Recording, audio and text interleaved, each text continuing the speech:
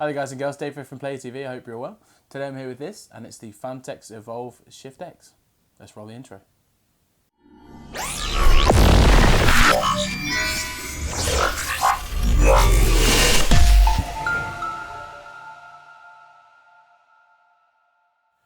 So I'll start with a quick look around the case as we're here. Lift up this top lid, and you just undo the screws. And what that does is it basically allows you to take off every single side panel. And you start with the two glass panels on either side. So you've got two metal panels and two tempered glass panels. So a front metal panel here, as you can see, glass on the sides, another metal panel on the rear. Now we have these cutouts, and these are just to route some of the cables. And again, as you can see on the other side, we have another glass panel there. So you just undo the two screws, and it just lifts up and away. So I'm actually just going to lay this down here. Now take the panels at the front, there's two more screws. Just undo those again.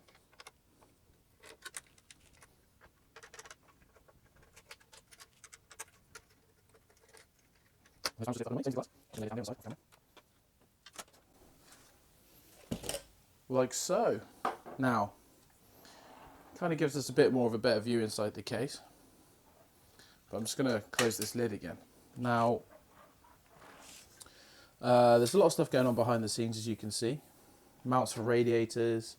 It's also where you mount your hard drives and stuff like that. So should you want to add like an AIO or a custom loop, here is the only space in the case where you can actually kind of add radiators and things like that here. Now the problem with that is that also this is where you would mount your hard drive. So if you want to install your radiators and things like that, then it only really leaves you some space to add 2.5-inch hard drives here, and that's actually it. Just thought I'd let you know.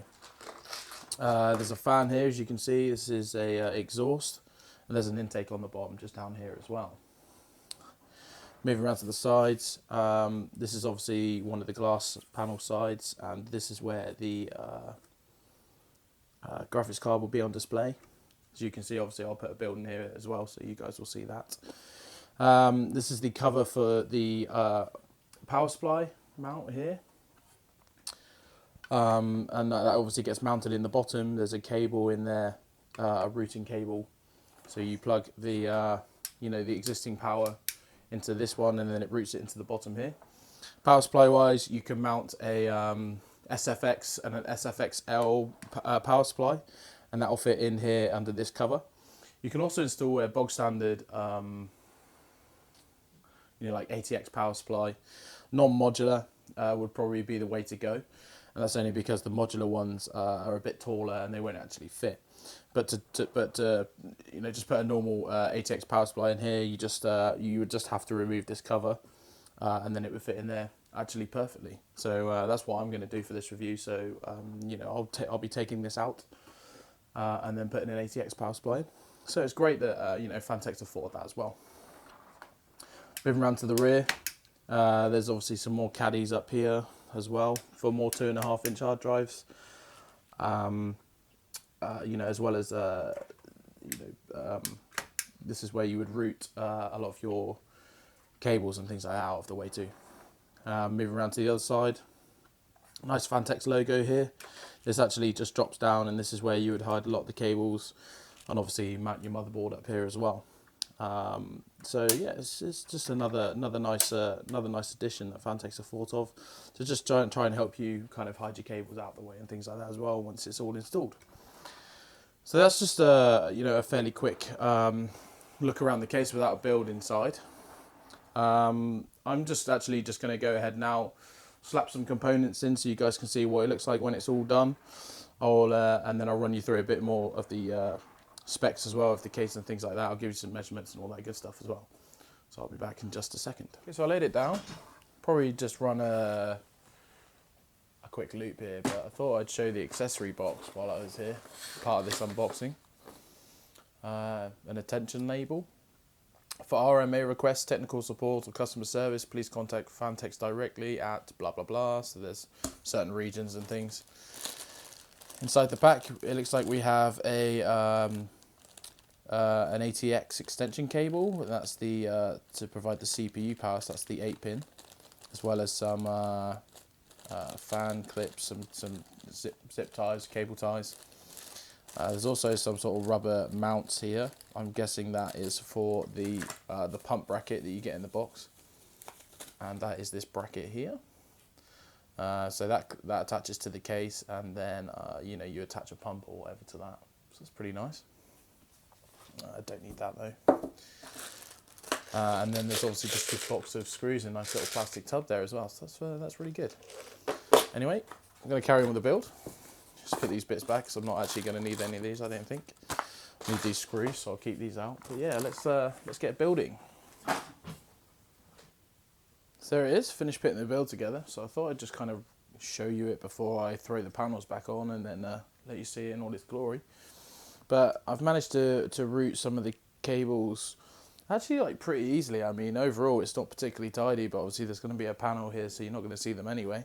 But I've tried to just keep it all like nice and flush. But then obviously, as you can see, like when you close this and stuff, and you get a good like view of the case itself. I'll just hide these cables out of the way like I planned to originally. It actually like doesn't really look too bad at all. Not a lot I can do about this cable up here.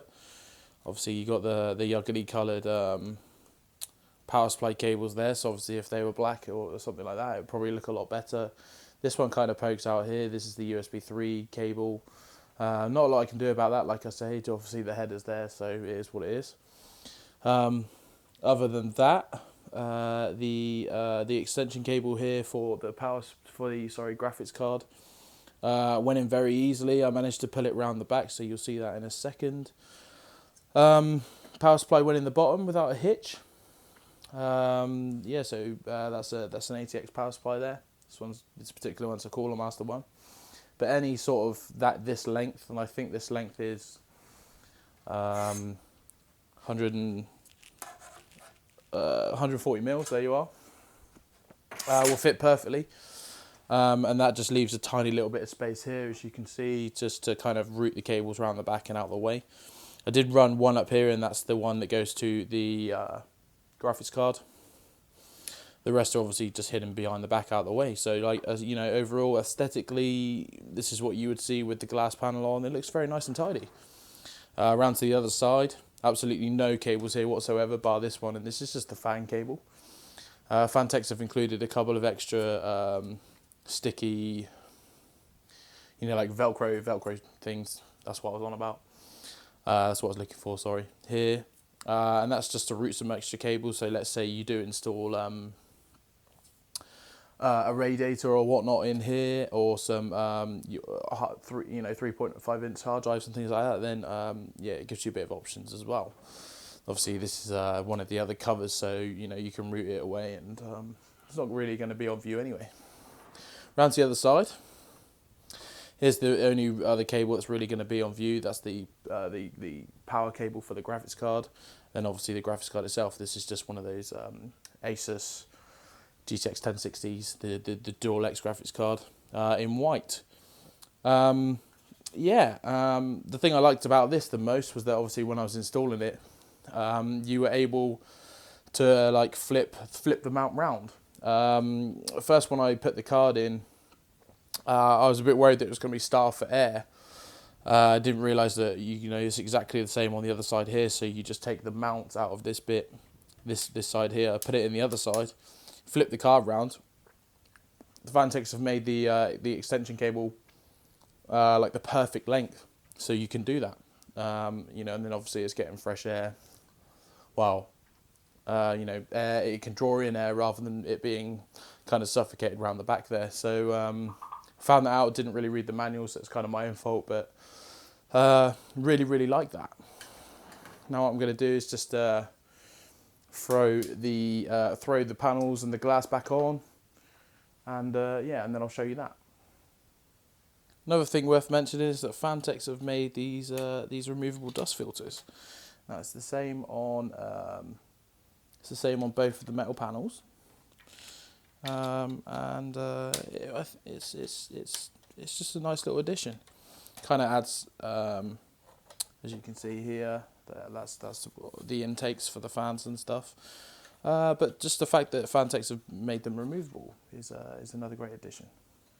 So overall, the Evolve Shift X is a very aesthetically pleasing case with large tempered glass windows and removable metal panels which allow easy access to the interior of the case. The Evolve Shift X is very well laid out to easily build inside of. There is also an acceptable amount of clearance behind the side panels for cable routing with relative ease. The build quality is excellent with a good mix of metals, plastics, glass, especially considering the price, which at the time of the review is around £100. It's great to see that you can install a 116mm ATX power supplies in this case. You know, with just taking out this cover that was in the bottom there, and obviously this is the cover for the SFX and SFXL power supplies. Personally, though, I'd probably buy one of those if I was going to use this case, only because, you know, this cover would just help add to the aesthetic overall, kind of covers up the power supply and things like that. So I'm just saying, me personally, I probably would buy one of those, but the fact that you can install one's very, very good. Obviously, I wouldn't get one that's any sort of taller than this, like this one here. It's 160 mils, and the reason for that is that you know, Phanteks have built in just enough space so you can route the cables behind and out of the way, and it obviously, whenever you can do that, it obviously adds to the aesthetic of the build. So yeah, the fact that they've, you know, just included that is just a bonus, really, and just great design work as far as I'm concerned. On top of that, the case, the bottom of the case, sorry, here where the feet are, that's completely removable tordlessly as well. You just pull it off, and then these actual feet here on the bottom, those are removable, and the reason for that is so that inside this little box of goodies here, you get some rubber feet which you wrap around these four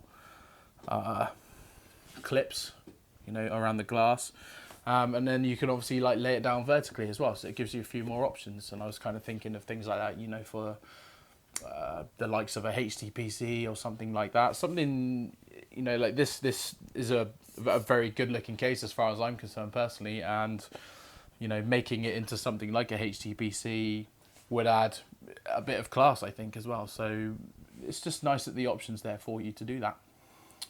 Personally, I'm a big fan of the aesthetic, as I've just said. The clean lines throughout the entire case is typical of Phanteks. It's not just for this case, but it's typical of like what they do in all their other cases as well. With minimal cutouts for cable routing. Obviously, there's this cutout in the bottom here, and that's just to install the power plug, like you can see there. The other one's just up here in the top, and that's for routing all the other I/O cables into the top of the case there. So obviously, it's got that minimalistic look, but obviously, just sat on a desk like this, you are going to see the cables and things like that. But it's kind of just the way you use it. You still, it's just the way the case has been designed. Moving up to the top, you've obviously got the power button and the LED switch. I'll just turn the computer on. Yep. And with that, there's a bunch of LED options, and the colours are white, dark blue, purple, pink, red, orange, yellow, green, turquoise, and light blue. So there's a huge amount of colours there. Also in the top, there's a little LED strip, just an LED right in the middle up here. I'll put in a bit of B-roll so you guys can see that, as well as two 4-pin extension cables so that you can like add in, if you want to, like 2 LED strips as well. So just to add a bit more lighting inside the case. So again, it's just little things like that that add to the you know, the positives of the case, as far as I'm concerned anyway. There's also the two USB 3 ports here, and they're just like well built into the case as far as I'm concerned. You know, they're technically in line with the dust shroud, but they're not Again, it just kind of adds to the aesthetic. You know, they're not really in the way. They're actually kind of hidden in here. So again, it's just nice little, you know, well thought out things like that as far as I'm concerned. Internally though, the option to mount the GPU in the bracket in either direction is great. I'm just going to spin it around so you can see there's the GPU up here. Again, this is the bracket with the cable inside, and with the riser cable. That's what I was meant to say.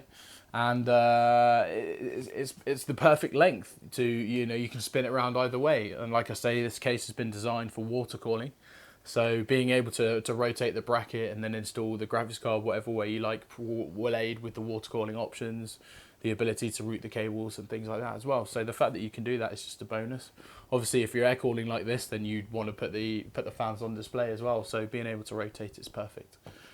In the lower section of the case, the option to mount two 120mm fans or a 240mm radiator is excellent. And this is where I can see the case coming into its own. There's a striking, somewhat compact gaming system.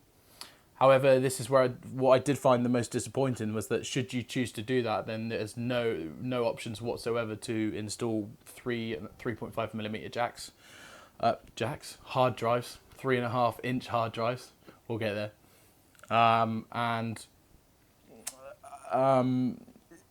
That's like, I find it personally disappointing. Some people might not bother, you know, like, so